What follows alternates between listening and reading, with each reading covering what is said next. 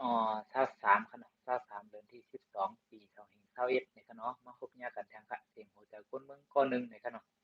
ก็เมื่อวานได้ก็ตรงตักมาค่ะเนาะว่าเสียงปอไรยินดีนี่ค่ะเนาะมื้อนี้ก็เอาใส่ตำหูมาสาวตุ้ยนี่ค่ะเนาะลองอัดด้วยทางวันหนึงนี่ค่ะเนาะก็ตึก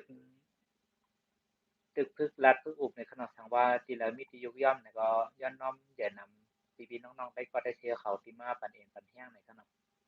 ก็อาจจะมีที่ยุกย่อมไว้ทั้งนำอยู่ค่ะเนาะก็หนังสือเฮาที่เรียนเฮาที่หมอค่ะเนาะเฮาก็เข้าใจค่ะเนาะเข้าใจมาพึกมาพึกอุบพึกรัฐค่ะเนาะพึกรัฐความในอกในใจนี่ค่ะเนาะก็เฮาใครรัฐความในอกในใจขอความอันดีคำอกคำใจเฮาเด้อนะคะเนาะเฮาเก็บไว้หลายๆก็เฮาก็บ่จังรัฐนี่ไผก็เนาะเฮาหนังกันมารัฐนี่กันมาตรงตักกันมาอุบโอ้กันมารัฐลองการบ้านการเมืองค่ะเนาะลอกไล่หากินเลี้ยงต้องลอกไล่เฮ็ดการเฮ็ดงานในเมืองเปิ้นนี่ค่ะเนาะหลายชื่อหลายเมียค่ะ trong lòng thì heo khai lạt khăn nó hao buôn chương hứ hao khai lạt chương hứ hao khai ụp chương hứ hao khai hút chương hứ này khăn nó có bữa hao ma lấy ma ụp đấy cóได้สีlấy maตรงตักlấy ma ụp ôความแล้วอกน่าเจอในขนมพอไหลลองไหลเมียวขนมแต่ว่าลองเขาลองเก้าไม่เหลือขนมลองกินลองย่ำลองหาเลี้ยงต้องกูเจอกูเมียวขนมก็ได้อุบในช่องเขาขนมก็ได้อุบล้อเล่กันขนมก็ลอกไล่หากินเล่นต้องในวันเปิ้นเมืองเปิ้นลอกไล่เหตุการณ์เหตุงานในขนมลอกไล่การวันการเมืองกูเจอกูเมียวขนมก็สำหรับปีไปหู้ไรหันมาแต่ละวันก็เนาะก็เตมาสิบต่อไต่ใครเนกันในคะเนาะลองจริงเงจริงทุ่งลองดิกไล่กูเจอกูเมียวคะเนาะจำหนังปีเฮาเลยเฮียนมาแหละเฮาใครอุกใครรัดคะเนาะก็มาสิบต่อไต่ใครเนกันในคะเนาะก็ได้ก็ได้เสียเขาก็มาก็เลยมีขยามตันก่อนก็สิบกดไลค์กดแชร์ปันอีดออดในคะเนาะผักไม่ผักตูจำได้ก็ได้เสียเขาป้าในคะเนาะหันกันทีแล้วก็ต้องตักโอโปกันไล่ในคะเนาะก็ใคร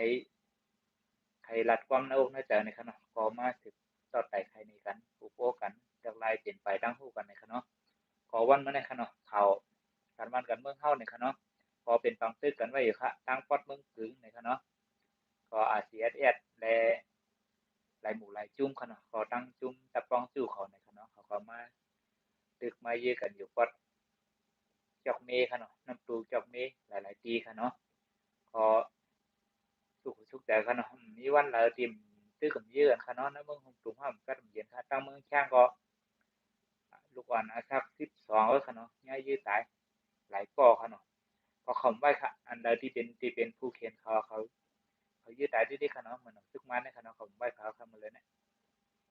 หันก็เขายืดที่เพื่อเขาวนมาเป็นผู้เขียนเขายืดแบบนั้นนะคะในเมืองใต้เขานั่นไปถามว่าสู้ข้าก็สู้อยู่ค่ะเนาะกล้วยน้ำไปสู้เป้งตั้งต่างปีค่ะเนาะต่างปีเตะสุกเหลือในต่างปีเตะเลือดไม่เหลือในเนี่ยค่ะเนาะก็เขาก็หลบข้างกันไว้ค่ะเนาะที่อยู่บ้านเปิ้นเมืองเปิ้นเขาก็โลเก็บหอมเงินหอมต้องค่ะเนาะเพื่อเป็นไรค่ะเนาะก็เตชื่อสังกอเมื่อเขาก็ไรสตีเนี่ยค่ะเนาะก็ไหลลองไหลเมียวค่ะวันเมื่อมกัดเย็นเนี่ยค่ะเนาะก็เป็นพื้นเป็นไพ่ลองกล้าลองขายผู้เชื่อผู้เมียวค่ะเนาะลองตีลินตีหน้าอันนั้นค่ะเพื่อเขาเตซื้อเตขายเขาก็โหลไรตัวกวนค่ะเนาะหมองปอกกับใจกวนคือเขาหมองปอกกับใจกวนเขาวานเขาเมืองเขาค่ะเนาะเขาคือไรเงินไม่เหลือเขาก็ไรเซตี้ค่ะลองตีลินตีหน้าเราตีเฮิรนตีเย่จะไหนค่ะเนาะนอกจากตีซึ่งมันยึดอาณาขึ้นมาในกุลักคนจนก่อนนำค่ะเนาะตั้งเขาตั้งเขาอยู่ตั้งฝั่งลงค่ะเนาะก็มีมันนังซึกมันค่ะเนาะเมื่ออยู่ไว้เมื่อมีตังไว้หิมตาหิมตังค่ะเนาะจำให้จำสวนของบอกคนบ้านคนเมืองเป็นคุดขิงหื้อก้านเขาขี่หื้อมาไว้จำคังตาคังตาเจ้าค่ะเนาะเจ้าไหนค่ะลักเอากับไข่ค่ะเนาะเรากับไข่ลักเอากับกินนี่ค่ะเขาเมื่อเฮ็ดโขเขาเนาะมันอย่างมันเป็นห้องคุรีเนี่ยครับเมื่อเขาเนาะเมื่ออยู่ไว้จำตาจำตัง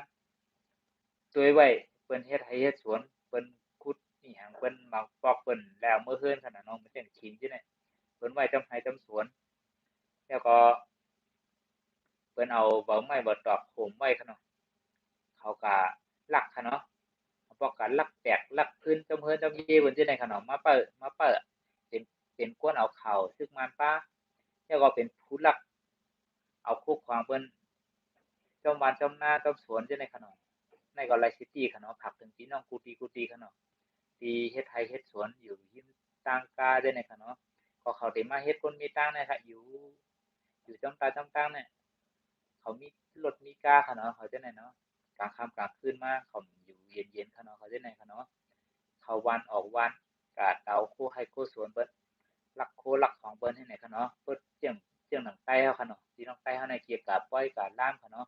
ก็จอมเพิ่นจอมเยก็บางปกติเลยคนเฒ่าบางปกติเลยลูกอ้วนเบิ่งกับปล่อยการล่ามอะเขาจะแนมกว่าค่ะกับปล่อยการล่ามค่ะเนาะเขาก็หาคืนเฮือนเพิ่นเฮือนเอาโคเอาของเบิ่นให้ไหนเขาเอาข้าวเอาเงาเอากูจื้อกูเมียวค่ะเนาะเอาพงเอารถเอากาเอากูเมียวค่ะที่เขาเอาไรนั่นเขาเอากูเมียวค่ะเนาะก็แน่ค่ะนึงมันยึดอานามาจังไหนผู้ลักคนสวนก็นึงแค่นำมาเนี่ยค่ะเนาะก็พังถึงพี่น้องใต้ค่ะเนาะที่อยู่หิมตั้งกาได้นะค่ะเนาะหลายที่หลายตั้งค่ะเนาะที่อยู่จำมานะรัดง่ายๆก็ไลซิตี้ค่ะเนาะก็ในตั้งเฮาในทุบญาตั้งนำในค่ะเนาะก็เลยกาคันชิงก็ตกกาคันเขาเขกาคันอย่างกูจื้อกูเมียวก็ตกเครื่องกุ่นกาตั้งขายคืนค่ะเนาะกาคันตีออกบักเขาตอนน่ะบอกต้องให้เจ้าสวนเฮาเจนแฮมปอเนี่ยค่ะผู้ลักคนสวนผู้ลักคนสวนก็ตินำมาลองการหากินนี่ต้องเอาติอยากมาเนี่ยค่ะเนาะก็เนี่ยค่ะการค้าการขายเอาบักเขาต้อนนำเฮาก็ขายในเวียงจังแหน่กาคันมันติถูกค่ะเนาะเมื่อหนังของกาของขายที่เอานอกเมืองจังนั้นมาทำกาไอ้นี่ค่ะเนาะก็เพิ่นนิจาเฮาขนาดเนาะหนังคือเฮาติกวัดติพันหนังคือเฮาติเป็นคนมักมีหลายนั่นผู้ที่คนควรฮู้ควรหันนั่นเพิ่นสิคุติกาเฮาแบบกูเมียวขนาดเนาะลองการเฮ็ดกินการหาเลี้ยงต้องจังได๋ค่ะเนาะก็หลายรองหลายเมลค่ะเนาะก็ฝากถึงพี่ๆน้องๆไต้ก็ได้เสียเขาค่ะเนาะทางว่าเหตุการณ์มีปอมมีเมไว้อยู่วันเฮาเมืองเฮาก็สิฮู้กันตั้งนำค่ะเพื่อตั้งเฮาได้ฮู้ว่าค่ะเนาะเพื่อต่างที่ต่างทางได้เพิ่นก็การตีงในตีงวันในวันวิ่งในวิ่งก็ติเบิ่งกันไว้นี่ค่ะเนาะก็เหมือนหนังวัดตั้งเมืองย่างนี่ค่ะเนาะเพราะว่าเขาวันแล้วเขาวิ่งแล้วก็ย่อบ่หันหนุ่มให้ใจยิงเอาจำใจ PDF เต็มหัวย่อไปก่อนก็แน่ครับเมืองใต้เฮานั่นไปถึงด้านนั้นนี่ค่ะเนาะก็ถึง5เนี่ยเปลี่ยนไรค่ะเนาะเขาจ้างเปลี่ยนไรอยู่ค่ะเนาะเพื่อไวมามันติลามมาติๆค่ะเนาะมันติลามมาติๆค่ะเนาะเพื่อเขาเอาตีเอาเขาตีเอาตีเนี่ยติๆค่ะเพื่อเขาตีเหมือนอย่างเขาปัดคอไก่เฮอลิงตุ้ยในขนาดเนาะก็เหมือนอย่างพี่น้องย่างเขาเนี่ยค่ะทบตั้งอย่าฝึกที่เตวาวาค่ะเนาะก็ปังซึกก็ยื้อกันอยู่กูวันตึกกันอยู่กูวันก็เลิศไม่เตค่ะเนาะก็เฮาหันอยู่ค่ะเนาะกัดกาลาเปิ้นตั้งจับแหลนดินในค่ะเนาะเหมือนหนังใต้เฮาในคารุอยู่กลางเมืองในคารุทางว่ามีปังซึกกันยื้อกันจังเหมือนย่างในเอาเฮอวินตึกเอาหยังมาเอากูชื่อกูเมียวมาตึกอะเฮาได้ไปก็ตั้งหลายขนาดนั้นไกลเมื่อขี่ก็ไกลเมื่อเลยเสี่ยงเหมือนเสี่ยงโควิดเนี่ยที่ว่าไปมาเมืองไทยก็ง่ายๆค่ะเนาะไกลน่ะนั่นก็นึกขั้นไกลค่ะเนาะก็นั่นค่ะก็ทางแลอาจสิไอเดียทำไปตึกนี่ก็เพราะว่าควรจากคนเมืองนี่เขาคนเมืองเฮาอำไปอันนั้นค่ะเนาะอำไปมักมีเตรียมทนแล้วก็ตั้งทุกข์ขยับพืชก็น้ำนี่ค่ะเนาะแล้วพี่ยอกาก็น้ำผู้ชื่อผู้มีคำเหมือนของพ่อทองเฮาก็อำไปกัดไปเย็นค่ะเนาะพอมีคนเมืองเอาตึกทุกค่าตึกไรไปไรยานอยู่ก็ในค่ะตั้งมันหยับผืดกูชื่อกูมีค่ะเนาะเพื่อยื้อกันติๆในใจเฮาในแค่สิหยับผืดหรือพี่น้องย่างติๆค่ะเนาะใกล้หนังกันตั้งเฮาคุยก็บ่แตกกันบ่คิดกันเนี่ยค่ะเนาะมันไปจังเปิดปังตึกติๆค่ะเนาะ ก็เนี่ยค่ะแม่นพ้องเปิ้นยื้อกันเนี่ยก็แม่นพ้องเฮาหอมเอ็นแห้งนี่ค่ะเนาะหอมเอ็นแห้งหอมก้นหอมเครื่องกองกลางรักนักกูชื่อกูมิ้วนี่ค่ะเนาะแม่นพ้องเฮาตึกหอมนี่ค่ะเนาะก็เขามีตั้งฮู้ตั้งหมอจังซี่ก็เขามีเอ็นแห้งเขามีปิงหญ้าเขามีเงินมีทองก็จ่อยแถมค่ะเนาะก็เมื่อมันไปเปลี่ยนที่ตัวเฮาในเฮาโหลจ่อยลุ่มดานี่ค่ะเนาะเฮาโหลเฮ็ดไปอยู่ลีนี่ค่ะเนาะเหมือนตัวเฮาค่ะเนาะตัวเฮาอะเฮามีตั้งฮู้เฮาอ่ำจ้ำอ่ำจ้อยเฮาอ่ำแถมค่ะเนาะก็เหมือนน้ำค่ะ เหมือนน้ำอะน้ำมันเจ็ดเถอกันคือก็ย่ออยู่ในเถินลึกก็ให้เลือกน้ำมันเจ็ดเถอเนาะกล้วยน่ะมันอยู่ตามก้นอ่ะมันปันพ่อนดีตอนตับก้นอ่ะมันทำแต่มีพ่อนหลีหังขาดีก็ลีค่ะน้ำอ่ะมันดีก็ลีตอนตามมันก็ค่ะมันปันพ่อนดีตอนตับก้นตั้งนำเลยค่ะเนาะก็เหมือนก้นมีทั้งหูค่ะ คนมีตั้งฮู้เหมือนกันน่ะมันฮู้หลายๆเบิดค่ะเบิ่มันเฮ็ดการเบิ่มันปันผลดีตอนตาคนตั้งนำเบิ่มันช่วยแถมตาคนตั้งนำมันก็เป็นผลดีแค่เนาะมันก็ปันผลดีตอนตาคนตั้งนำมันโหลไลเหมือนต้นไม้ค่ะเนาะต้นไม้ต้นเหลียวมันก็เป็นเป็นป่าเป็นเขื่อนได้ค่ะเนาะกล้วยน่ะเบิ่มันเป็นไม้ต้นใหญ่ๆที่ไม้ต้นเล็กๆอะไลปึงไลอิงมันน่ะไลนกเขาแม่เขากูเจ้ากูเมียวอะไลปึงไลอิงมันน่ะอันนั้นมันก็สิเป็นผลดีตอนตาคนตั้งนำค่ะเนาะมันห่มลมไลมันช่วยเหลือไลต้นไม้ต้นตอกอันที่อยู่ใต้ร่มเงามันน่ะมันสิสุมงามเบิ่นแต่ทั้งหมดที่อยู่แต่อาหน้ามันแต่ทั้งหมดนั่นน่ะค่ะเนาะถ้าว่ามันเป็นต้นไม้ใหญ่ๆค่ะเนาะ ก็จังเปิ้นจังปึงโฮมปึงโพยมันไหลอยู่จังกัดเย็นไหลอยู่นี่ค่ะเนาะพอพวกมันมีใจดีมีเมตตามันก็ห่มงามเปิ้นมันก็ปิกเปิ้นอำปันเปิ้นขึ้นเดียวมื้อสูงมันก็ปิกหูปิกหางเปิ้นจังนั้นได้ก็ดีค่ะเนาะก็มันมีดีมันมีขั้นมีตอนมันอยู่นี่ค่ะเนาะก็นั่นน่ะค่ะก็เหมือนคนเฮาค่ะเนาะมีทางรู้นำถือแต่ก็เพราะว่าเฮ็ดผลดีต่อตาคนทั้งนำนี่มันก็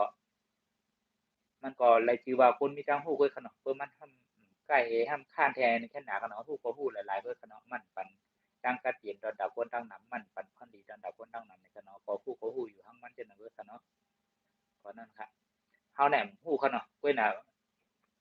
คัดใจเฮารู้เฮาเปลี่ยนในค่ะเนาะหมอลัดคัดใจเฮาหมอลัดก็เหมือนเฮาสอนลีกค่ะเนาะก็เตะก้าข้างงามาเตะเงามันมาค่ะเนาะมื้อใดจ้าเฮารู้ค่ะ เหมือนเฮากินข้าวกินน้ำครับพอมีเฮาเตะเลยป้อนเตะเลยป้อนเตะเลยซ้อมปันเตะเลย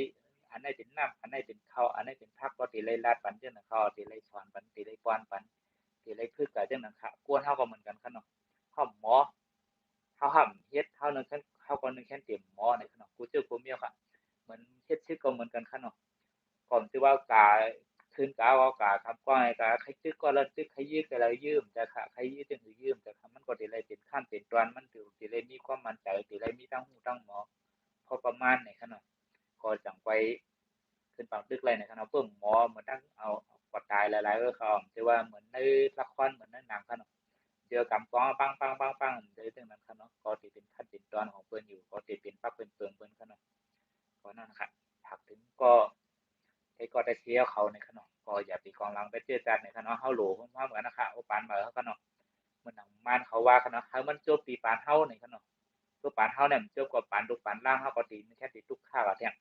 ปานเขาก็ตีเลยทุกข้าวเหมือนเฮาปานลูกปานล่างเขาก็ตีเลยทุกข้าวเหมือนเฮาแทงค่ะเพราะนั้นค่ะเฮาจอยไรจึงถือก็จอยอย่าไปว่าเปิ้นก็นั่นก็จอยก็นั่นก็จอยก็นั่นเปิ้นกินเงินก็นั่นเปิ้นกินเงิน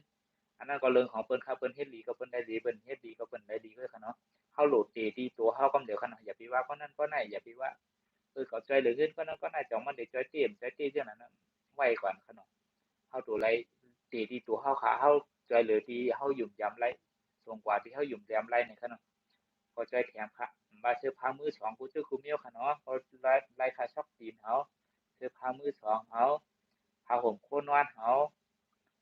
เรื่องเงินเรื่องต้องเรื่องของกินของย่ำกูซื้อกูเมียวค่ะเนาะอันนี้ช่วยเหลือไรหมดค่ะ คนไปที่เฮาจำเรียนดีแนะนำนะขนมพี่น้องใต้เฮานี่ก็มันมื้อเหลือนี่แม่นพ้องข้าวกัดขนมก็มื้อเหลือนี่ค่ะก็จุ่มพี่น้องจุ่มลูกจุ่มเจ้าคือใต้เขาก็มีนี่ขนมแต่ว่าเจียงใหม่ก็มีหลายๆจุ่มขนมเพื่อผาเคยใจแถมผาเคยกับสืบผาเคยลองถามหลายค่ะใจได้ค่ะเนาะพอเฮานั่นกันรู้ใจกันในขนมแม่นพ้องเฮาทุกเฮาอยากแม่นพ้องเฮาทุกตั้งอยากเกิดกินใจในขนมก็ตึกส่วนถึงพี่ๆน้องๆเฮาค่ะเนาะก็เฮาอันกัน เป็นไหวปอกขึ้นพ้วนตุ้ยพี่น้องเฮาขนาดที่อยู่ทั้งหลังในขนาดแผ่นดินใต้เฮาในกึดเมื่อเหลวในก็ขนาดเป็นแผ่นดินสุดท้ายขนาดกำเดินสู้แล้วขนาดก็เหมือนหนังพี่น้องย่างเขาค่ะเพิ่นคัดใจขนาดเพิ่นตีเพิ่นเป็นปอดเป็นตอนเพิ่นตีเพิ่นอีหรือเฮาใครมีครึ่งเฮาก่อนขนาดพอเฮาในกวางใหญ่ดิติค่ะแล้วก็มีทั้งหลายเจ้าคือขนาดทางว่าเฮาคมพร้อมกันหลายในที่เป็นแผ่นดินที่นายอยู่หรือเพิ่นนะมึงห่มตุ่มในขนาดมึงใต้ในดีอยู่หรือเพิ่นค่ะ แต่เพราะว่าหมอเงินหมอแสงหมอค้ำเตรียมทุนกูเจอก็เมียเจอใครล็อกนะน้ำดินหินผาไผพาได้ในขนาดถามว่าเป็นเมืองใต้ใต้อุเปิงเนี่ยโอ้น้ำโค้งในตอนตาเจอเมืองใต้ในกับใครเจอเขาอันนี้ซึ่งมันเขาเฮ็ดเขาปล่อยมาเมืองไทยเนี่ยเขาปล่อยกับเมืองเขียวปล่อยกับใครเมืองเขียวอยู่เมืองใต้เขาได้ตีใต้ทำอะไรจำน้ำปางฮัลโหลน้ำปางน้ำเตียงน้ำโค้ง มีน้ำใหญ่ๆหลายๆขนาดน้ำเมืองใต้ไหนเฮ็ดผายโอ้เฮ็ดได้2-3ผายเมืองใต้ก็เขาเจ้าเขาว่าน้ำเจออีขนาดน้ำเอาลอยเอาลอยเป็นผังขนาดง่ายๆคำใจค่ะนั่นค่ะในเมืองใต้เขาเขาว่าน้ำดินหินผาถ่านหินหมอเงินหมอค่ำหมอเสียงมีหมดค่ะเนาะห้อมเลยเจอห้อมเลยพรดีมันค่ะเฮาหนังกันถ้ามาตึกมายื้อกันให้มาเอากันตายให้กูจื้อกูเมียวค่ะเนาะก็ตั้งอยู่ยอมที่เฮาก็ตั้งนำนี่ค่ะเนาะแต่ว่าเพิ่นมาเฮ็ดให้เฮาอยู่ยอมนี่แหละเว้ยเฮาก็รู้อยู่ว่าผู้เขียนเฮาอะเพิ่นใครเฮ็ดให้เฮาแตกกันตั้งที่เฮารู้อยู่กล้วยน่ะเฮาห้อมไปจอมเสียนตั้งอันที่เพิ่นวางไว้อยู่เพราะนั้นค่ะเมื่อแล้วเฮาติยอกคำไรนี่ค่ะเนาะก็ทุกส่วนถุงหนุ่มให้ใจยิงกุกก่อค่ะเนาะที่ฮักเกิดจัดที่ฮักบ้านฮักเมืองนี่ค่ะเนาะก็เฮาถูกดีต้องตื่นนะคะเฮาถูกดีอุบโอ้กันนะคะเฮาถูกดีเข้าหากันนะคะเนาะเพื่อเฮาสิอยู่เย็นๆให้ในเพื่อบ้านเมืองเฮาเย็นเฮาก็เย็นเพื่อบ้านเมืองเฮาสุขเฮาก็สุขเพิ่มที่นั่นนะเฮาก็สิได้สุขที่ไหนอยู่ที่ค่ะเพื่อบ้านเมืองเฮาเย็นเฮาก็เย็นจ้อมค่ะลูกเพื่อบ้านเมืองเฮาสุขเฮาก็มาสุขจ้อมจังนั้นค่ะเฮาโหลเลยสุขอยู่แต่สิก็เมื่อละวันเมืองเฮาไปกัดเตียนนั่นค่ะเพื่อปอดเพื่อปอดห่างยื้อกันปึ้งปังปึ้งปังปัดจ้านก็ให้กวางให้มาปึ้งปังปึ้งปังปึ้งปังนั่นน่ะค่ะไม่เปิ้นถึงเฮาไม่เฮาถึงเปิ้นนั่นเพื่อจึงเมืองไทยเขาลูกถามว่ามีคนเปลี่ยนคนตายว่ะเปิ้นมองใจกันตั้งวันตั้งเมืองกันเนาะคนมีชื่อมีเสียงอันนั้นก็คนคือปืนเปิ้นรู้เปิ้นตายเปิ้นมองใจกันตั้งเมืองค่ะเปิ้นจึงนั้นเขาเปิ้นพร้อมเพรียงกันในค่ะเนาะ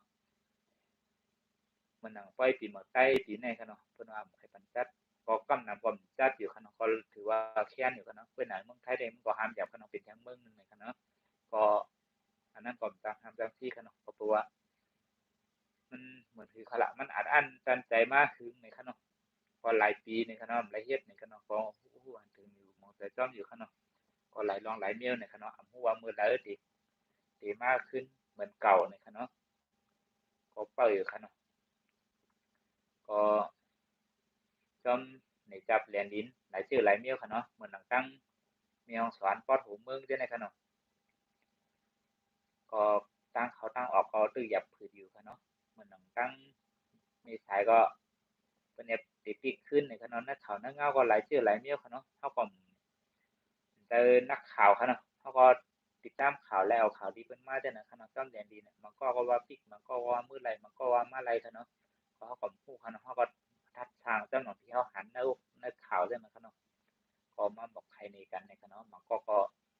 ตึกแอปมือไรอยู่ในขนมมันก็ว่าปิกในขนมในข่าวก็เด็ดต่อขนมก็เดี๋ยวไรทัดทางด้วยเดี๋ยวไรด้วยหลายๆทีในขนมเหมือนหนังเปิ้นแชร์ในเฟซในไลน์ในหาที่ในขนมก็หาเนี่ยก็อย่าไปกึ่งกลางยุ่งกำเหลียวในขนมข่าวตู้ข่าวปลอมมันนั่นนะคะมันก็เมื่อเร็วนำนะคะเนาะนักข่าวในเมืองไทยเขาปอดห้องเนาะที่อันมาแฝงตัวอยู่ในเมืองไทยในขนมนำน่ะจุกไผ่ได้ทีเขาเนาะหลายเมียเขาเนาะก็เขาก็วนว่าเขาเป็นใต้ค่ะแหละก็ใต้เหมือนกันค่ะเขาก็อันนั้นค่ะเนาะตั้งตั้งหันถึงตั้งหันถึงมันในขนมก็มีสิทธิ์ทัดทางอะไรเหมือนกันในขนมเหมือนหนังเขาอยู่วัดด้านเขาก็ทัดทางเจ้าหนังที่เขาหู้เขาหันในเขาในเงาขนมแต่ว่าเขาอยู่เมืองเปื้อนเขาหู้หันในวัดเขาเมืองเขาขนมคนเขาหู้จักปีนเขาอยู่ไว้ในวันนั้นนะเขาก็หู้เขาก็หันอยู่เขาเงาอ่ะในโลกออนไลน์อ่ะมันเรียกเพลินเนี่ยเนาะลงกำเหลวก็หันกำเหลวหู้กำเหลวขนมแต่ว่าเต็มที่เขาก็โหลดเลยทัดทางก่อนที่เขาตีแช่ตีโพดเนี่ยเนาะก็กูเขาเลยพิษเลยแตกเลยย้ายกันในเนาะก็ซื้อเขาก็เมียนกันยาวก้นเมืองเขาก็ติเลยพิษกันในเนาะเมื่อนังเจ้าคือที่อยู่ในเมืองใต้เขาเนาะกูเจ้าคือเนี่ยเนาะมันห่อมจังเสียกจังเพกันนะเนาะพี่น้องใต้ก็เอาพี่น้องร้อยพี่น้องร้อยมาเอาพี่น้องใต้พี่น้องปะโอเอาพี่น้องใต้พี่น้องใต้ก็เอาพี่น้องปะโอมันจับกันมั่วราคาเฮาในเป็นพี่น้องกันน่ะมันลาได้เต็มค่ะเนาะเพราะนั้นค่ะบ้านเฮาก็มีทั้งหนามขาวพี่น้องปะโอก็มีพี่น้องร้อยก็มีมันก็ปอเป็นร้อยมีเป็นใต้มันก็มีเป็นใต้ปอเป็นร้อยนะครับเฮาสิถือแยกกันนะขนาดนั้นเขาที่นั่นเฮาสิเอาเขาก็อยู่กันแล้วขนาดนั้นเฮาสิคือเขาเฮ็ดคือครับร้อยเขาก็หักใต้เขาก็หักนั่นน่ะเฮาสิแจกกันจังคือเบิ่งเหมือนนั้นมาลูกหลานทำเพิ่นเฮาว่ากับย่าเนี่ยเท่านั้นเนาะนั่นน่ะ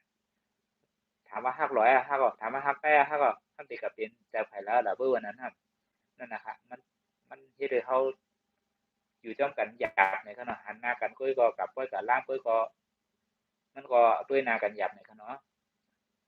จานเปิ้นเป็นลูกครึ่งนั้นนะครับเป๋ถือขนาดนั้นครับเป๋ไว้ใจจึงถือขนาดนั้นมันก็หยับในคะเนาะเพราะนั้นค่ะต่างที่ต่างตั้งเหมือนอย่างปัดตรงโป้งสีเสียงได้ในคะเนาะเพื่อกับไว้กับล่ามอ่ะโคใต้เฮาอ่ะเปิ้นบันใช้คะเนาะมันจะใส่โคพี่น้องว่าโอ้เพราะนั้นค่ะเปิ้นมีจังนั้นมาเฮาสิอยู่ต้องกันหยับคะเนาะพอเปิ้นเปลี่ยนเขาควบคุมเหมือนเนาะพี่น้องใต้เฮาได้ห้ามดอนกินในเก๊กๆเมื่อคะเนาะกำนำอ่ะที่หันมาเบอร์ชิวอยู่ในเกใต้เดี๋ยวอะไรใส่คุดใต้เรื่องนั้นเรื่องไหนมีค่ะแต่คู่อันแล้วก็เขาหนึ่งแค่ยองแค่อ้ามก่อนเขาหันคู่คือเปิ้นขนาดห้างดีนับแต่เขาถือว่าดีอยู่ขนาดแต่ว่าอยู่ในป่วยยองป่วยขนาดแต่ว่ายองคือเจ้าเก่าขนาดหันดีค่ะเหมือนเอาพี่น้องไทยขนาดในเมืองไทยเปิ้นก็เคยมีหลายๆเจ้าคือค่ะเนาะกับป้อยกับล่ามกับอันนั้นอันไหนโอ้รักษาประเพณีอันนั้นอันไหนเปิ้นอ้ามเขาขนาดโคตรใต้เขามีหลายสีมีหลายเมียวเปิ้นยองเปิ้นอ้ามขนาดอ๋อ ใต้เขาก็รู้ไว้ใจเรื่องนั้นเขาเนาะคนในใต้เขาได้กำนำได้ก็มีขนาดเรื่องนั้นเขาเนาะเพื่อกับป้อยใต้เพื่อกับขึ้นจ้องใต้เพื่อกับป้อยกับล่ามใต้เพื่อกับป้อยปีเหมือนใต้เดี๋ยวอะไรกับพวกใต้เรื่องนั้นก็มีขนาดมีลองคิดในเปลี่ยนกันในขนาดเท่าที่หันมากขนาดหันครับก็ปัดตั้งนั้นไหลยินไหลหันในขนาดก็ไหลหู้ขะก็ยามกะหลีขนาดทางทงปงสีเสียงในขนาดก็อันนี้ก็ถือว่ามาเฮ็ดให้เจ้าคือแตกแยกกันในขนาดก็มาลัดนี้ก็ปันพังถึงกันเรื่องนั้นเพื่อขนาดก็มาอบมาใครในกันค่ะเนาะก็เขาเป็นเจ้าเคยอยู่วันเมืองเดียวกันในค่ะเนาะหรือฮักกันในค่ะเนาะก็มันจังเสียจังเทค่ะเนาะก็เพราะว่าเขาอยู่ในเกิดมาในแผ่นดินเดียวกันแล้วในค่ะเนาะก็เป็นพี่เป็นน้องกันมาเนี่ยค่ะเนาะที่เมื่อมานำไปมาสุกมา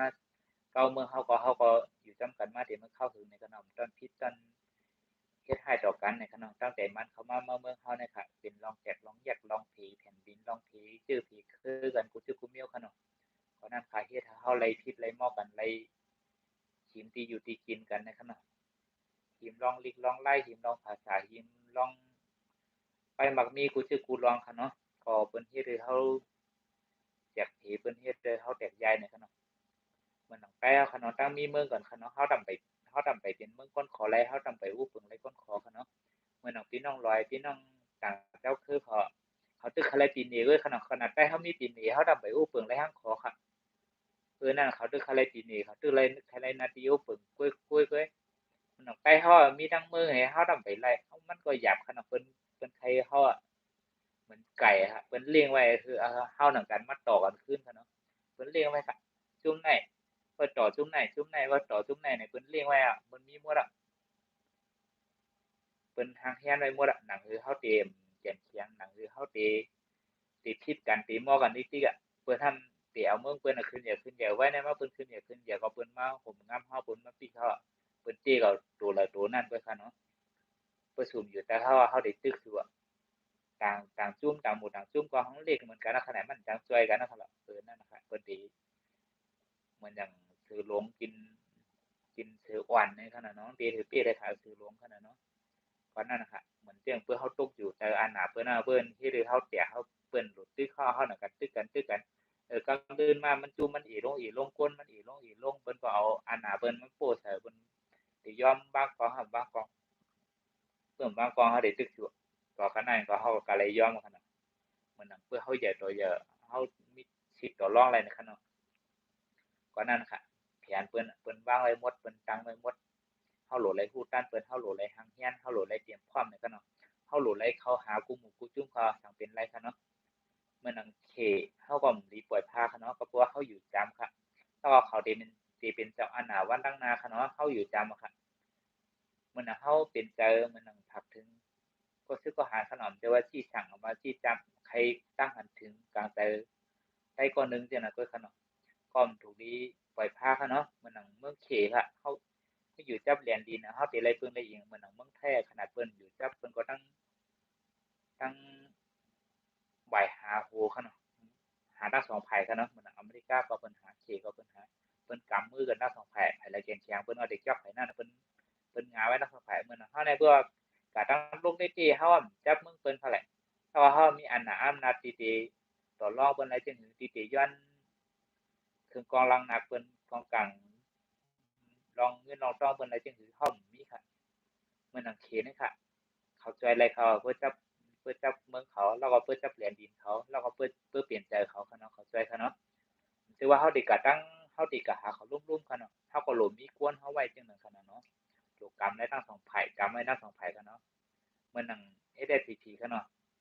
อันคนหลวงเขาถามว่าเงือค่ะ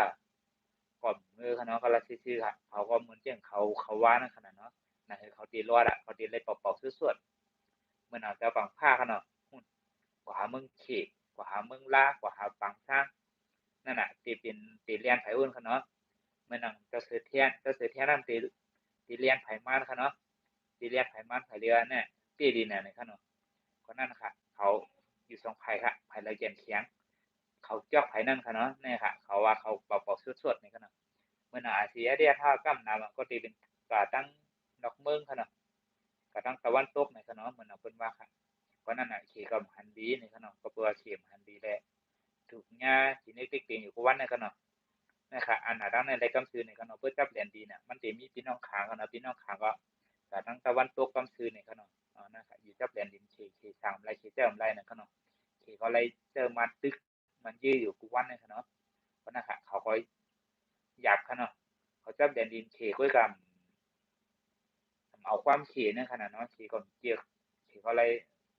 เจ้ามันตึกมันยื้อขนาดหมอปอกเอาเฮือดินเขานะเมืองเขมา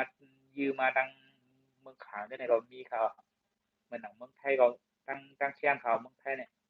ตั้งแต่วันตกมันเปิดจับตาตัวอยู่ในขณะเพื่อว่าเปิดจับตาตัวได้เพราะว่าเขาเป็นปอสุดๆอ่ะเหมือนกันอ่ะถามว่าเขาเปลี่ยนเรื่องนั้นนะเขาก็จะอยู่หยับกันเนาะแต่มาเขมามีอำนาจเตรียมทุนๆในเขาก็ตีมือย่างในตีอยู่หยับขนาด ทึกมันเขาก็ตีเขามาเมืองไทยเดยื้อทึกย่างกำซื้อเขาก็เฮ็ดได้ค่ะเนาะแต่ว่าตะวันตกมันเปิดตุ้ยเปิดจับตายอยู่ในคณะเขาก็จ้างเฮ็ดในคณะก็นั่นค่ะตามวันการเมืองเขาโหลไรเลยเทียนตุ้ยหลีๆในคณะก็กูก็ตีฮู้อยู่ค่ะเนาะแต่ฮู้อยากหันน้ำเจ้านะค่ะเนาะมันก็ตีจังรัดมันก็เตรียมจังรัดเจ้านะค่ะเนาะก็มันเมียวก็มันก็ฮู้อยู่กล้วยหนามนี้เขาย่ำมันก็ฮู้อยู่กล้วยหนามใครรัดเจ้านะค่ะเนาะก็เขาเด้ใจฮู้ค่ะเนาะเขามาทัดสังมามาลัดกล้วยนี่ค่ะเนาะมาความนาอกนาใจค่ะเนาะอันใครรัดอันใครหมอกอันใครสิบความสิบความเจ้านะค่ะเนาะทางว่ารัดกว่ามีที่พิษที่เปิงมีอำถูกคูแม่นใจจึงหือนี่ก็ทัดสังมาลัยจงตักมาลัยเขาเมียนมาลัยนี่ค่ะเนาะก็ขาวก็เดี๋ยววนมีแต่เจ้าเก่าที่มาสืบทอดไต่ไข่ในเที่ยงนี่ค่ะเนาะวันอีทวันออดนี่ค่ะเนาะวันละ10 นาที20 นาทีนี่ค่ะเนาะก็เมื่อสูงตั้งเสียงค่ะเนาะก็สิเอาไว้กันได้ก่อนนี่ค่ะเนาะมื้อพุกมื้อคือมาต้องมาตรงตักกันเที่ยงนี่ค่ะเนาะก็เมื่อสูงตั้งเสียงค่ะ